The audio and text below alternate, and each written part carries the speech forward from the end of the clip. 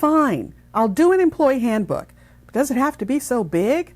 What absolutely has to be in it, and what doesn't?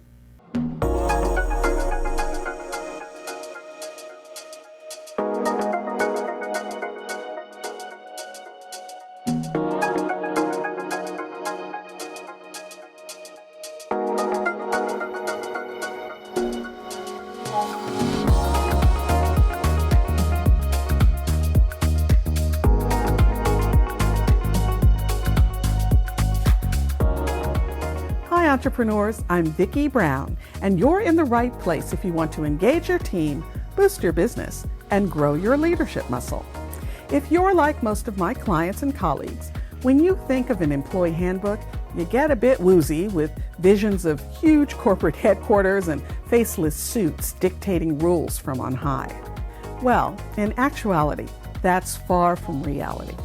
An employee handbook doesn't have to be stodgy. It can and should reflect your company's culture and vibe.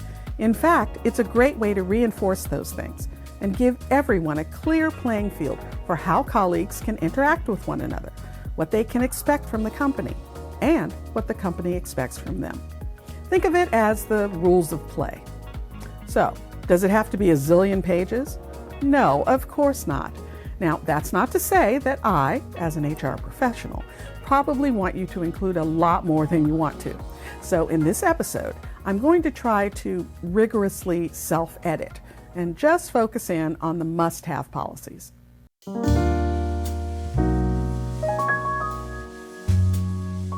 First, you should definitely include the policies that reinforce fair play. Policies on equal employment and discrimination and harassment-free workplace policies. Those are important, as is addressing the American with Disabilities Act. All these areas have specific legal requirements for employers, and it's important that you spell out that you A, know your obligations, B, abide by the requirements, and C, what you expect from your team. For instance, if a manager is told about a possible harassment situation, well, it's the same thing as the company being officially notified. So if that manager doesn't move that complaint up to senior management, well then the company is on the hook for not doing anything about something it didn't know about in the first place. Or if a department head is hiring for an open position and they ask inappropriate questions that could point to discrimination, well, that's a problem and your handbook policy should address it. Next up, let's talk about policies that reinforce how you want your team to engage with the company. Some policies that come under this umbrella are alcohol and drug-free workplace, the use of company technology, and guidelines around confidentiality and conflict of interest. Now, on the alcohol and drug-free policy, it's important to remember that in most states, you can only address what's happening in the workplace that's directly impacting work performance. So something like, wow, I think Mary smokes weed during her time off, versus, wow, Mary smells like weed when she comes back from lunch, and she kept forgetting the client's name while she was talking to them on the phone. Well, those are two very different things. And here's a pro tip.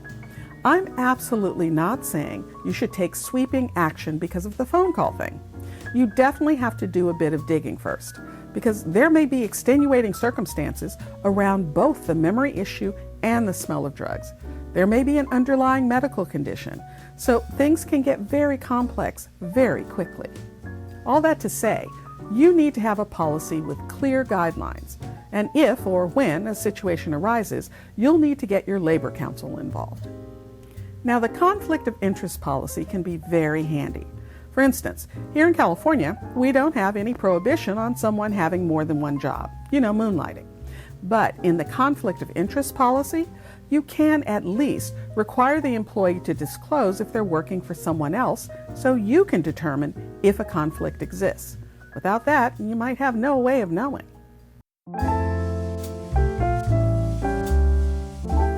Now, the next set of policies are designed to lay out the ground rules for being an employee with the company.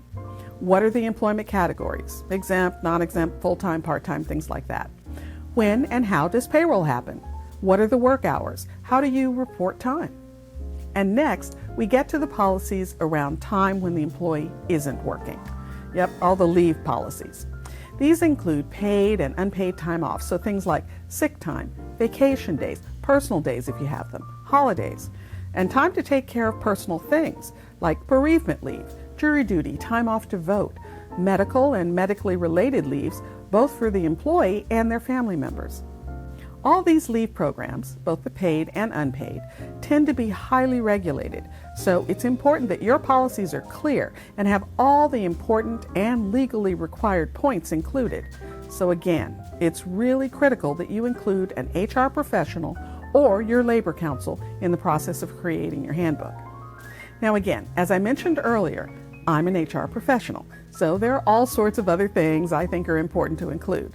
The warning procedure, family members in the workplace, how the company addresses nepotism and intimate relationships, information on resignations, how personnel records are handled, to say nothing of including a message from the management team, as well as the company's mission and vision statements. And that's just to name a few. So again, check with your HR professional or labor counsel as you start this process. Oh, and by the way, whatever you do not just pull something from the internet, do a couple of name changes, and use it as your handbook. Ditto using the handbook from a former company you used to work with. The handbook needs to accurately reflect what's happening in your company. And if you try to adapt something from another company, you might find there are policies included that shouldn't apply to you. But now they do, because you have them in your handbook.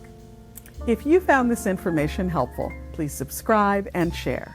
And remember, your inspired leadership is the secret sauce to having a high-performance team and a wildly successful business you'll love.